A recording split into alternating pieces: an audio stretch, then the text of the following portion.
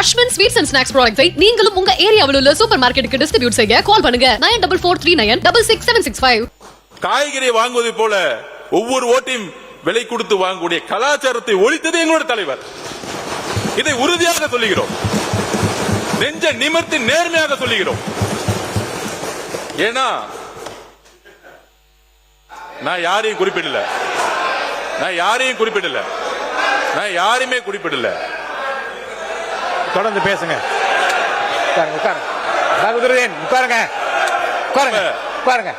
நான் யாருடைய பெயரையும் குறிப்பிடல. இருங்க, ஓட்டுக்கு வருவாருங்க. அவர் முன்னுரையை சொன்ன பிறகு வரட்டுங்க. இருங்க,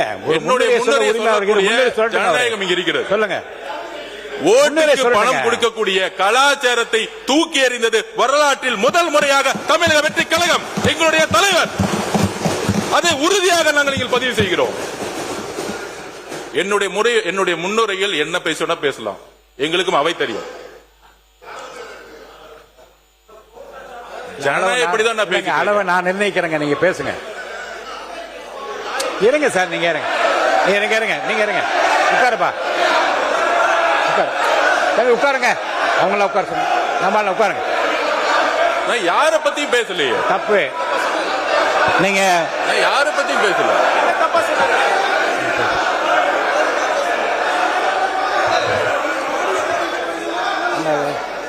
மாண்பு பேரக தலைவர்களே, உட்காருங்க. நீங்க உட்காருங்க. இந்த பக்கம் எல்லாம் உட்காருங்க. உட்கார சொல்லுங்க. எல்லாம் உட்காருங்க.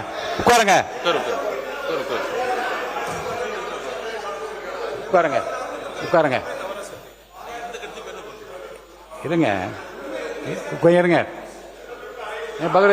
நீங்க உட்காருங்க. நீங்க பேசுறது அனுமதிக்க முடியாது. உட்காருங்க. இருங்க. நீ பேசக்கூடாது, அப்படி பேசக்கூடாது. இருங்க. அதாவது இருங்க, கொஞ்சம் கவனிங்க. மாநில உறுப்பினர் கோஆரி அப்படிலாம் கை நீட்டெல்லாம் பேசாதீங்க. உட்காருங்க. அதெல்லாம் கொடுக்க முடியாது. உட்காருங்க. நீங்க உட்காருங்க. என்ன உட்காருங்க.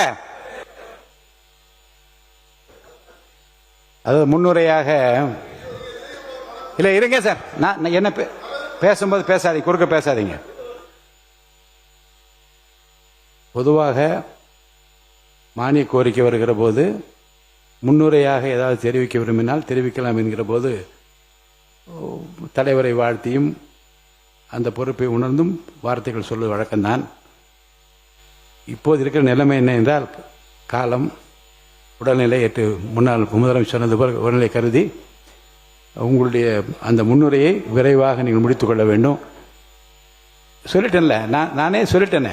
நான் அதுதான் நான் அதை உறுதியாக சொல்லியிருக்கிறேன். அவங்க முடிப்பாங்க. அமைதியார். என்னுடைய வார்த்தைகள் ஜனநாயக பூர்வமானது.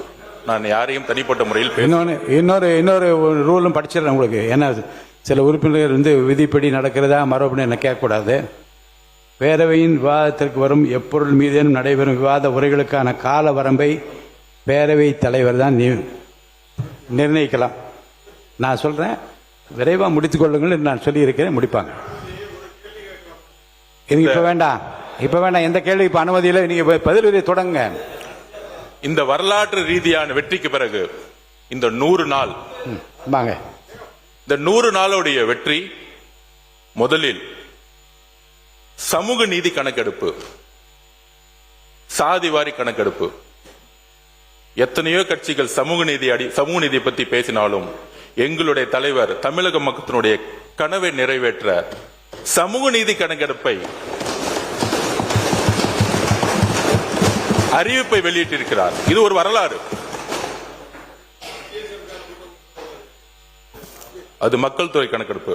சமூக நீதி கணக்கெடுப்புக்கும் மக்கள் தொகை கணக்கெடுப்பும் வித்தியாசம் தெரிஞ்சுக்கணும். சட்டமன்ற உறுப்பினர்களே,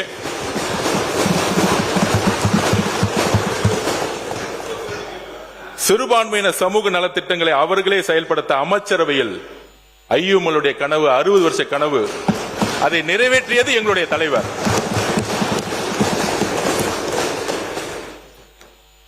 அஸ்வின் ஸ்வீட்ஸ் அண்ட் ஸ்நாக்ஸ் ப்ராடக்ட்ஸை நீங்களும் உங்க ஏரியாவில் உள்ள சூப்பர் மார்க்கெட்டுக்கு டிஸ்ட்ரிபியூட் செய்ய கால் பண்ணுங்க 9443966765.